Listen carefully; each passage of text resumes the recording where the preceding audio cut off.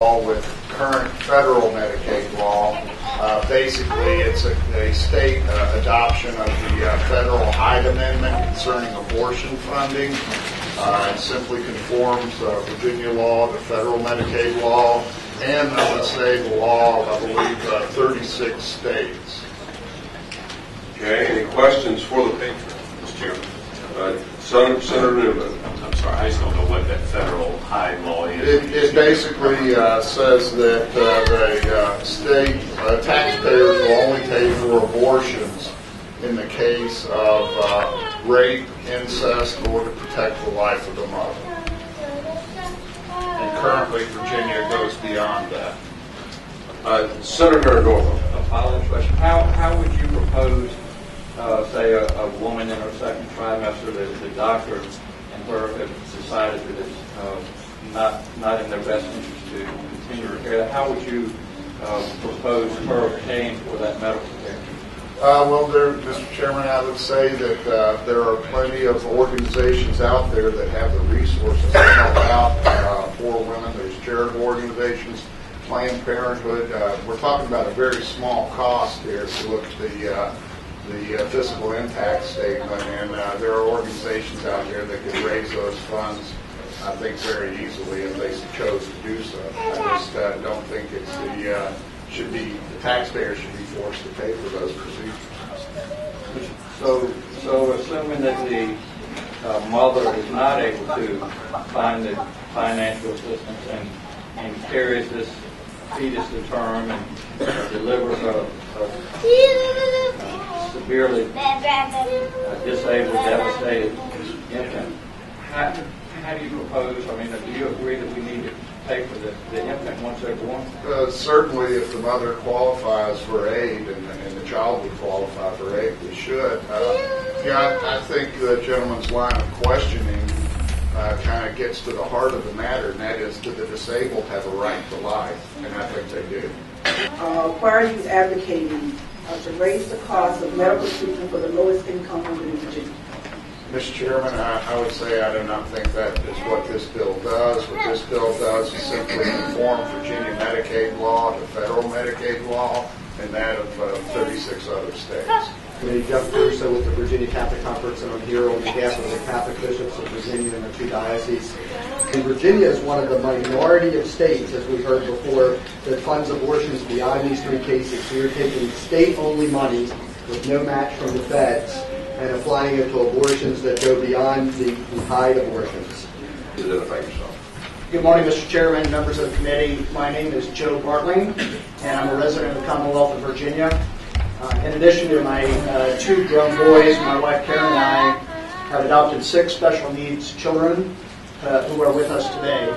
All 6 of our children have been totally blind since birth, and several of them have other physical, mental, and other cognitive deficiencies. 17 years ago, after several years of unexplained infertility, Karen and I set on a course of adoption. Being in our mid-30s and not really knowing what we were getting into, we felt we could offer our home and family to a child with special needs. Like many adoptive parents, we started considering children with, quote, correctable problems, maybe a cleft palate or webbed finger or something minor. But then we found out about a little 9-month-old girl in Korea who was perfectly healthy in every way, except that she had been born with no eyes.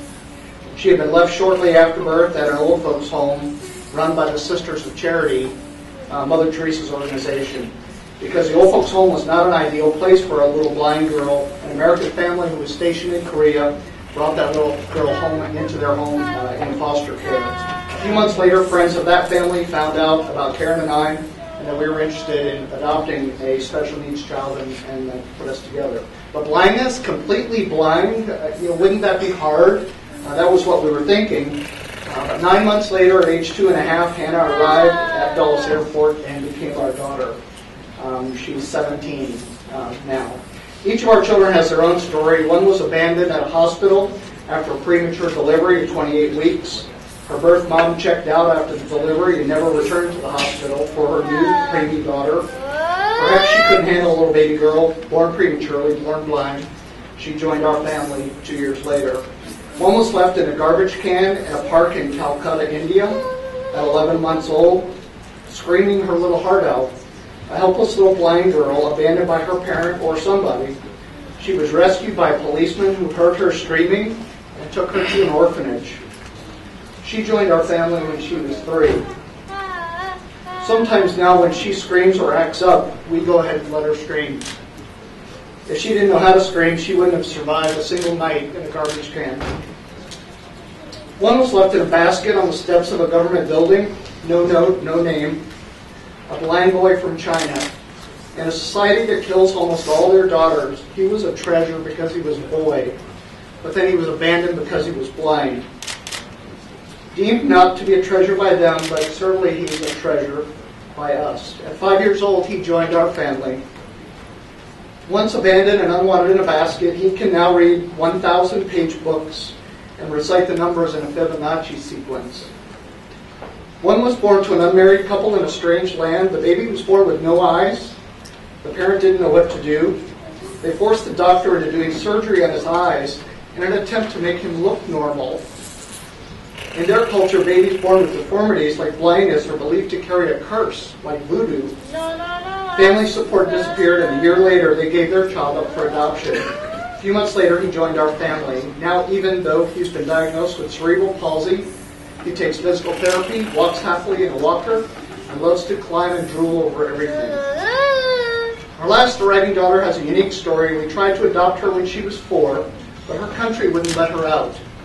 In their opinion, Karen and I were too old and had too many kids already. 4 years later, we got a call from an agency in the States and asked if we still would be interested in adopting her.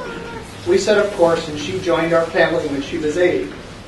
We found out later that at 28 weeks, her birth mother did everything she possibly could to rid herself of her baby. And I mean everything. But thanks to the grace and mercy of the Almighty, she survived and was saved. She's totally blind due to the prematurity, but alive to live outside the womb, and is a beautiful little girl who now plays the cello. Hey, she's one of the lucky ones. She's one of the survivors. So today, we have a family of healthy, beautiful, productive, loving children who love life and love each other. Each of them was abandoned by their own birth parents because of their supposed gross and total physical deformity and mental deficiency. In a moment of panic, immaturity, or inconvenience, these children were left to fend on their own. In each case, someone else came to help. They're orphans in distress. Orphans not because their parents were killed, but orphans because their birth parents just wanted to move on with their lives. So today we're here to testify, not for the mom who's going through the unwanted pregnancy, not for the doctor or the physician who may be looking out for the wife or the mother. We're not for the social worker who's determining the eligibility criteria for low-income status.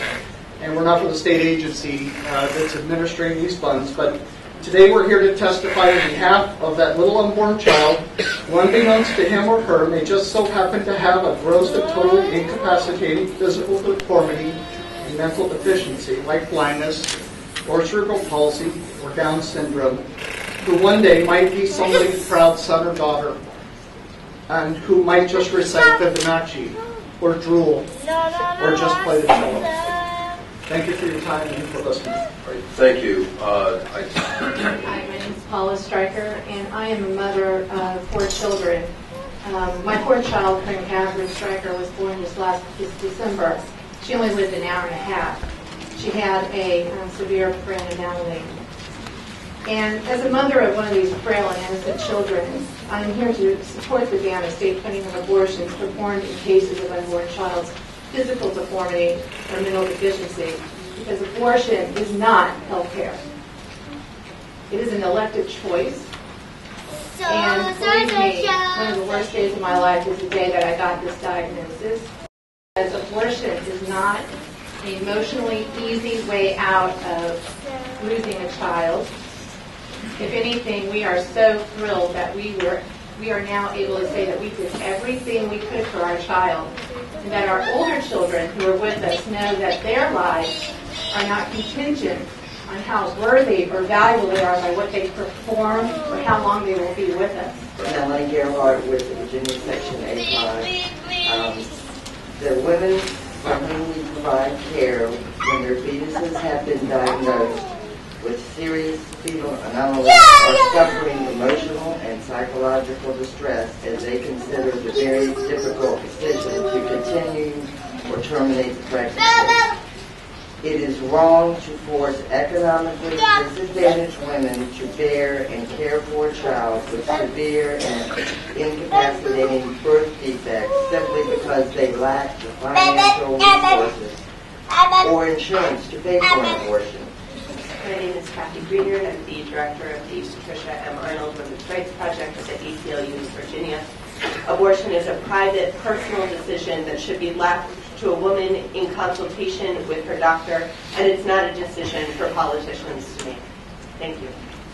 Good morning. I'm Kirsten Gray. I'm with the Alliance for Progressive Values. My statement's very brief. We are committed to protecting these vulnerable women, and for reasons already stated, we at APB oppose HB 62. Please say no to this bill. Thank you. Next. Senator Allen. Speak to the bill. The senator. Thank you. I've been here a long time, and I have watched many cruel things happen, particularly this year. But this is the cruelest bill of all. It's the final blow for women, because what you are saying is a woman must bear a child and watch it suffer, and you are saying that that child must